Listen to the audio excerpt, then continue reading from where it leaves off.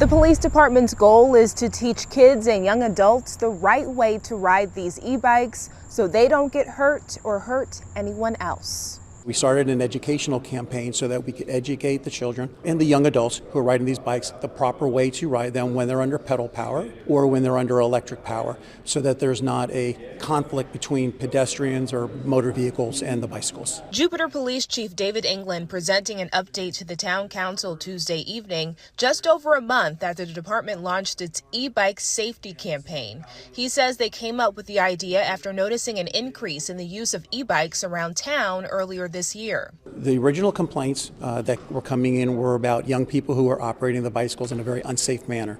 They're riding them either on the sidewalk at very high speeds, endangering the pedestrians, or they're traveling in the roadway and they're either speeding or they're cutting across lanes. The campaign, which started in mid-April, teaches bike riders where they can legally operate an e-bike and the safest way to do it. In the first 30 days of our campaign, we conducted 32 traffic stops.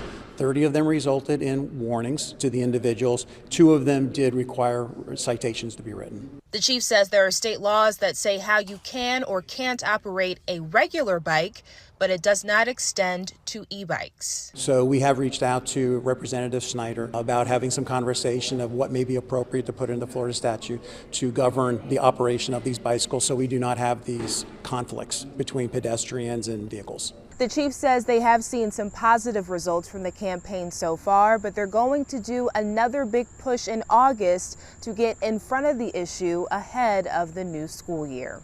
In Jupiter, Jade Jarvis, WPBF 25 News.